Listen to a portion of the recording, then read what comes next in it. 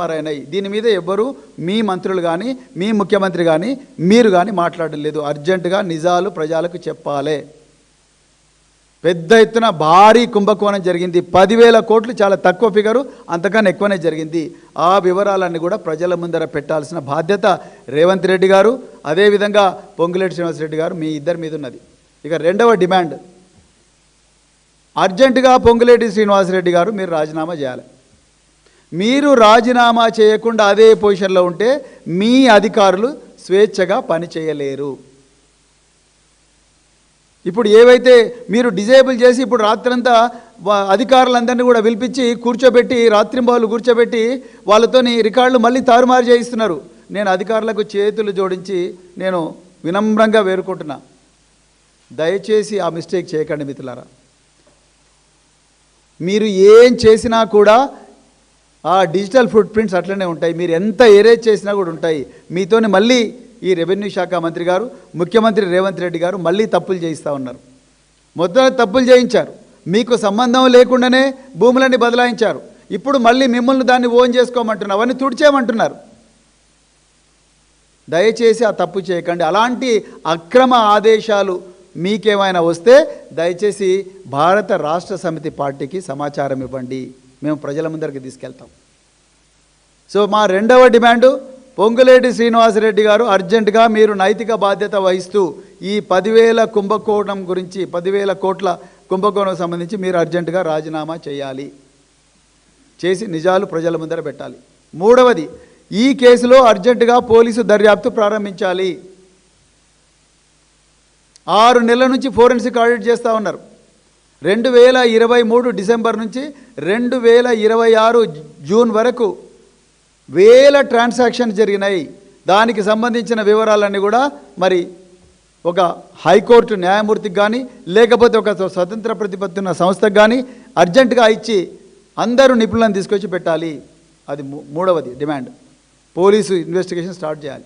నాలుగవది, ఎవరెవరైతే ఈ ట్రాన్సాక్షన్స్ చేసి ఈ భూమిని అక్రమంగా ఆఫీసర్లకు సంబంధం లేకుండా, భూమి హక్కుదారుడికి సంబంధం లేకుండా బదలాయించారో వాళ్ళ ఫోన్ నెంబర్లు తీసుకొని, వాళ్ళ ఫోన్ నెంబర్లతోని మరి పొంగులేటి శ్రీనివాసరెడ్డి గారి కింద పనిచేస్తున్న మాఫియా గ్యాంగులు కానీ, రేవంత్ రెడ్డి గారి కింద పనిచేస్తున్న మాఫియా గ్యాంగులు కానీ, ఈ మాఫియా గ్యాంగులతో వీళ్ళ కమ్యూనికేషన్ ఏ విధంగా ఉన్నది, వీళ్ళని ఎవరు గైడ్ చేశారు అన్న విషయాన్ని మీరు ప్రజల ముందు పెట్టాలంటే వాళ్ళ CDRs అంటే కాల్ డేటా రికార్డ్స్ తీసి వాటిని విశ్లేషించాలి.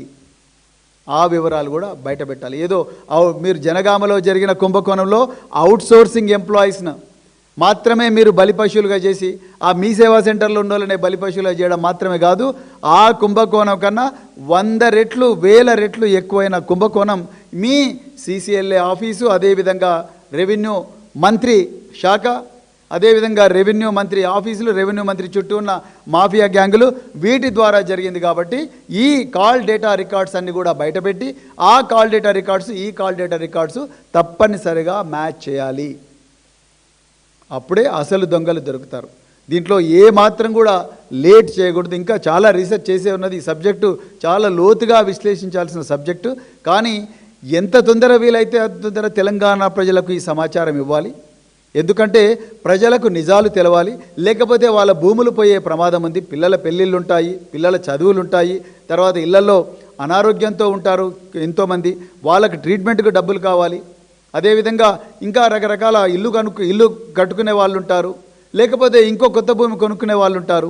వీళ్ళందరికీ కూడా వాళ్ళ భూములు ఎక్కడున్నాయో తెలిసే పరిస్థితి లేదు. కాబట్టి వాళ్ళ భూములు వెనక నుంచి ఈ భూబకాసురులు, ఈ దొంగలు సాఫ్ట్వేర్ నుంచే తాళం చేతులు తీసుకొని రెవెన్యూ మంత్రి ఆధ్వర్యంలో చేస్తున్నారు. కాబట్టి ఆ వివరాలు వెంటనే ప్రజలకు చెప్తే ప్రజలు అప్రమత్తమై ఈ వివరాలన్నీ కూడా తీసుకుంటారు, ఆ వివరాలన్నీ తెలుసుకుంటారు, వాళ్ళ భూములను వాళ్ళు రక్షించుకుంటారనే ఉద్దేశంతోనే భారత రాష్ట్ర సమితి ఈ పత్రికా సమావేశం పెట్టడం జరిగింది.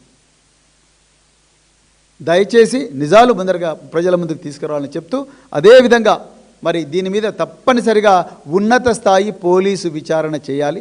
అదేవిధంగా ఈ రెవెన్యూ డిపార్ట్మెంట్లో ఈ భూభారతి కీస్ ఎవరి కంట్రోల్లో ఉన్నాయి, తాళం చేతులు ఎవరి కంట్రోల్లో ఉన్నాయి, ఆ వ్యక్తి దానికి నైతిక బాధ్యత వహించాల్సింది మాత్రం మరి పొంగులేటి శ్రీనివాసరెడ్డి గారే దీని మీద పూర్తి స్థాయి మరి బాధ్యత తీసుకొని ఆయన అర్జెంటుగా డిమాండ్ చేయాలని చెప్పేసి భారత రాష్ట్ర సమితి మరి డిమాండ్ చేస్తూ మరొకసారి మీ అందరికి కూడా హృదయపూర్వక ధన్యవాదాలు చెప్తాను. Thank you. ఇవన్నీ అవే ఇవన్నీ కూడా పట్టదారు డీటెయిల్స్ ఇవన్నీ కూడా చేంజ్ అయినాయి టోటల్గా. వాళ్ళకి సంబంధమే లేదు, వీళ్ళెవ్వరికి సంబంధం లేదు.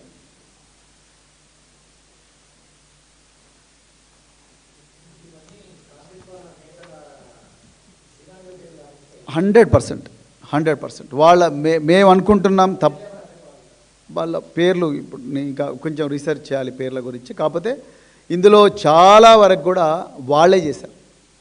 వాళ్ళందరూ కూడా గ్రామీణ ప్రాంతాల్లో ప్రజల దగ్గరికి పోయి మీ భూములు నిషేధిత జాబితాలో ఉన్నాయి, మేము వాటన్నిటి కూడా పట్టా భూములుగా మారుస్తాం, మీకు అందరికి కూడా నిషేధ భూముల జాబితాను తీస్తాం, ఆ భూములు మాకు అమ్మేసేయండి అని చెప్పేసి చాలామంది రంగారెడ్డి జిల్లా మేడ్చల్, మల్కాజ్గిరి, అదేవిధంగా మీకు సంగారెడ్డి, అదేవిధంగా మీకు చాలా చోట్ల కూడా వీళ్ళందరూ కూడా ప్రతిరోజు కూడా గ్రామీణ ప్రాంతాల్లో ఇదే చేస్తున్నారు, ఈ దందనం చేస్తున్నారు. ఈ విషయం రెవెన్యూ మంత్రి గారికి తెలుసు, కానీ ఆయన ఎక్కడ కూడా ఒకరోజు దీని గురించి మాట్లాడలేదు. కేవలం ఆ జనగామ ఆ చలాన్ కుంభకోణం గురించే మాట్లాడుతున్నారు తప్ప ఈ పోర్టల్లో రహస్యంగా 22,000 భూమి రికార్డులు ఇప్పటి వరకు బదలాయించబడ్డాయి అన్న విషయం ప్రజలకు చెప్పడం లేదు. మేము మళ్ళీ చెప్తున్నాం, ఎందుకు రెవెన్యూ మంత్రి గారు దీని గురించి మాట్లాడడం లేదు? ఎందుకు రెవెన్యూ మంత్రి గారు పోలీస్ స్టేషన్లో కేసు పెట్టలేదు? ఎందుకు సీసీఎల్ఏ పోలీస్ స్టేషన్లో కేసు పెట్టలేదు? దాని మీదనే మా ప్రశ్న అంతా. ఎందుకు వాళ్ళు నిమ్మకు నీరెత్తినట్టుగా ఉన్నారు? ఎందుకంటే వాళ్ళు లబ్ధిదారులు, రెవెన్యూ మంత్రి గారే సాక్షాత్తుగా లబ్ధిదారులు.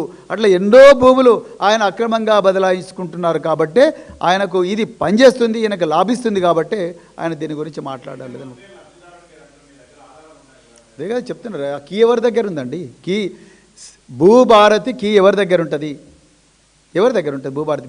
భూభారతిలో ఒక చిన్న మార్పు, సాఫ్ట్వేర్ మార్పు చేయాలన్నా కూడా ఫైలు మరి కింది నుంచి పోవాలి.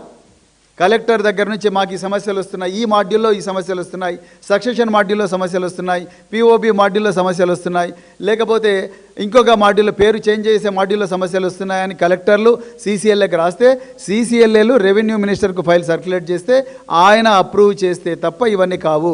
రెవెన్యూ మంత్రి దగ్గర తప్ప ఎవరి దగ్గర కూడా ఈ తాళం చేతులు ఉండే అవకాశం లేదు. ఆయనే కదా head of the department, executive head ఆయన్నే.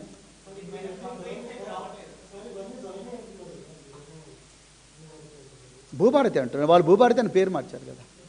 ధరల్లో లేదండి. నేను అందుకొరకే ఎగ్జాక్ట్లీ శ్రీనివాస్ గారు, నేను అందుకొరకే రికార్డ్స్ తీసుకొచ్చాను. 2024, 2025, 2026 జూన్, గత నెలలో కూడా జూన్ 20వ తారీఖు కూడా భూమి బదలాయింపు అక్రమంగా ఓనర్కు తెలియకుండా జరిగింది, భూభారతిలో జరిగింది. అదే నేను చెప్తున్నాను. మరి ఆయన నైతిక బాధ్యత వహించి రాజీనామా చేయాలి కదండి, ఆయన చెప్పాలిగా. లేకపోతే ఆయన ఎందుకు ప్రెస్ మీట్ పెట్టలేదు? రెవెన్యూ శాఖ మంత్రి గారు చెప్పాలిగా ఈ విషయం. మరి ప్రజలకు తెలియదు వాళ్ళ భూములకు ఏమవుతుందో.